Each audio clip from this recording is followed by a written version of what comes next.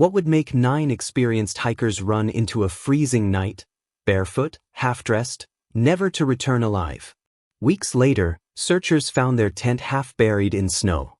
Its fabric was torn from the inside, as if they had cut their way out in a desperate rush. Their bodies lay scattered down the slope, frozen where they fell. Some wore only socks, others no clothes at all. One had a fractured skull. 2 had crushed chests, their bones shattered without any wounds on the outside. One was missing her tongue. What happened that night in Dyatlov Pass? The answer has haunted the world for over 60 years. Some say it was an avalanche. Others believe the military was testing secret weapons nearby. Locals spoke of strange lights dancing in the sky that night. The truth, whatever it was, never followed them down the mountain. It was January 1959, deep in the heart of the Soviet Union, a time when fear traveled faster than news, and silence was often safer than questions. The Cold War hung heavy in the air, and trust was a rare thing. But far from politics and power, 9 young hikers were planning an adventure. They were students from the Ural Polytechnic Institute, some of the most skilled and experienced hikers the university had ever seen.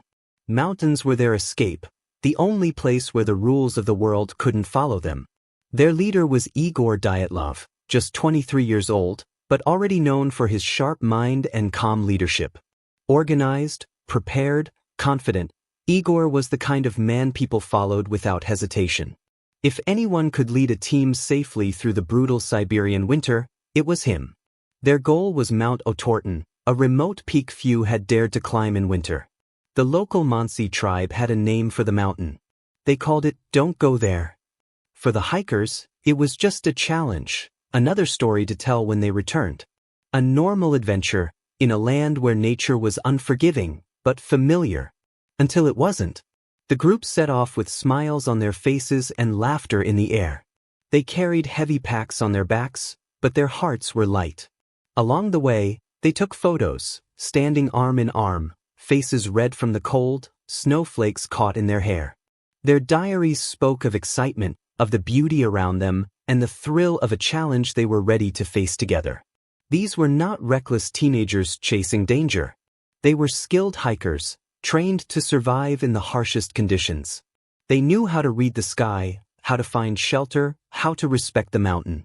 Every step they took was careful, every decision made with experience behind it. But the weather had its own plans. The air grew sharper, the wind stronger. Snow piled high, burying the trail beneath their feet. Each day became harder, each night colder. Still, they pressed on, trusting each other, trusting the plan, trusting Igor, their leader who had never let them down before. They believed they were ready for anything the mountain could throw at them. What they didn't know was that something was waiting, something no training could prepare them for. On the evening of February 1, 1959, the group made their final camp on the slopes of Kolitsayakal, a place the local Mansi people called the Mountain of Death. But to these young hikers, it was just another campsite, another night under the sky they knew so well. They pitched their tent carefully, securing it against the wind, working as a team like they had so many times before.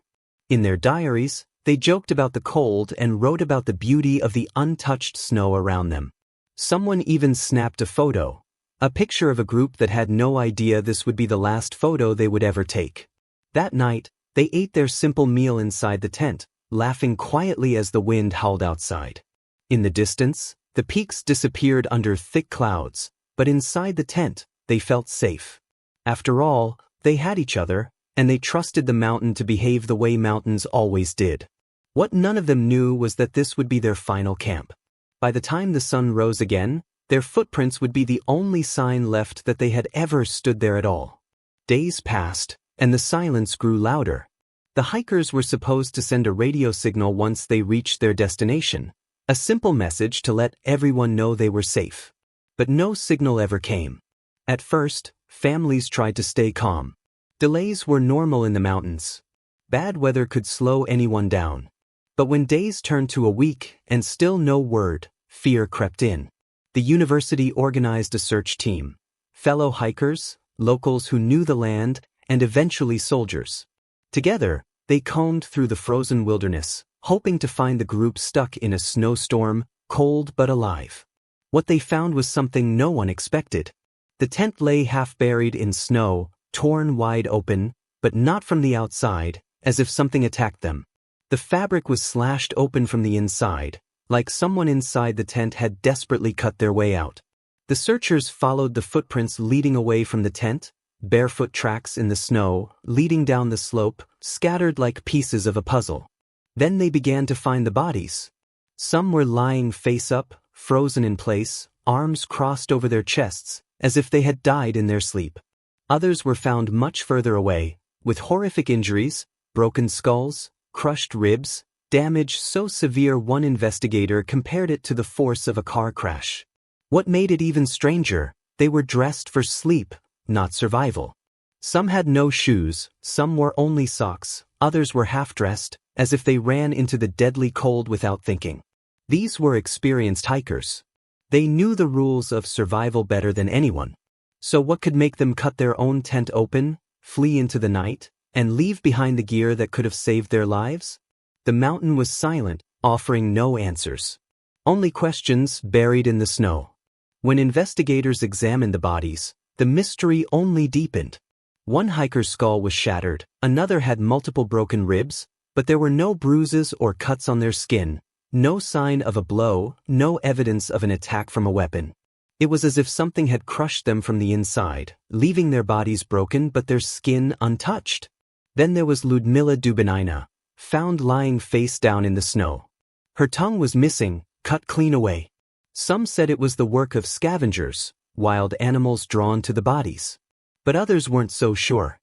As they tested the hikers' belongings, they found something even stranger, traces of radiation on their clothes. Not enough to suggest a nuclear explosion, but enough to raise questions. Where had it come from? What had they walked through or been exposed to? And through all of this, one thing stood out. There were no signs of a fight between the group. No torn skin, no defensive wounds, no evidence they had turned on each other. Whatever drove them out of that tent, whatever sent them running into the snow, it wasn't each other. They ran from something else, something they couldn't fight, something they didn't even try to understand. Something that left them broken, silent, and forever unanswered. Over the years, many theories have tried to explain what happened on that frozen slope, but each one only seems to answer part of the mystery, never the whole truth. The avalanche theory was the first and most obvious. A sudden shift in the snow, a wall of ice collapsing onto their tent, forcing them to cut their way out and flee for their lives. But the slope was too gentle, and there were no clear signs of an avalanche that night. And even if the snow had moved, how could it shatter bones without leaving a single mark on the skin? Then there's the military theory, a secret test gone wrong. The Cold War was at its peak, and the Soviet Union's mountains were no strangers to covert experiments. Some believe the hikers wandered too close to a weapons test, exposing themselves to high-frequency sound waves or radiation leaks. The strange radioactive traces on their clothes give weight to this theory, but why would trained soldiers leave the site undisturbed, with a torn tent and scattered bodies left for the world to find? Others believe the answer lies in the sky. On the very night the hikers died, witnesses in nearby villages reported seeing strange orange lights glowing above the mountains, lights that moved in ways no aircraft could explain. Could the hikers have seen something they weren't meant to see? Did they run from something not of this world? Another theory speaks not of aliens but of the wind itself. In these mountains, a rare weather phenomenon called infrasound can occur, powerful winds carving through the slopes, creating low-frequency sound waves too deep for human ears to fully hear. But the body feels them, triggering panic, confusion, and overwhelming fear. If those winds swept through the camp that night, it could have driven the hikers into a sudden, uncontrollable terror, sending them fleeing into the cold without thinking. And then, there's the wildest theory of all, the Yeti.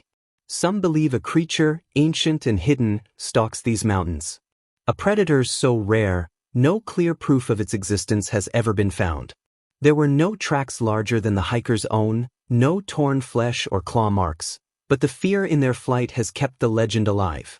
Each theory explains something, but none explains everything. Like broken pieces of a puzzle that will never quite fit, they leave one haunting question behind. What really happened that night on Dyatlov Pass? The truth could be one of these, or something we can't even imagine. Something buried deep beneath the snow, waiting long before those hikers ever set foot on the mountain.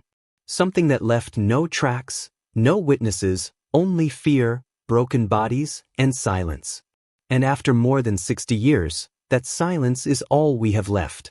The families of the hikers never got the answers they needed. All they received were cold, official reports, filled with technical terms and vague explanations that couldn't hide the truth. Something happened on that mountain, something no report could fully explain. Over 60 years later, the questions still remain. Experts argue, investigators dig through old files, and new theories appear every year. But no one, not the scientists, not the journalists, not even the government, has ever been able to say with certainty what truly happened on that night. Dyatlov Pass has become more than just a place. It's a legend, a story whispered between hikers, a warning that some places are not meant to be disturbed. Even now, the wind howls through those frozen peaks, sweeping across the place where 9 young hikers made their final camp. Their footprints have long disappeared, their voices lost to time. But the mountain keeps its secrets. And maybe, just maybe, the truth is still out there, buried beneath the snow. If this story touched your heart, share your thoughts in the comments. And don't forget to subscribe for more stories that must never be forgotten.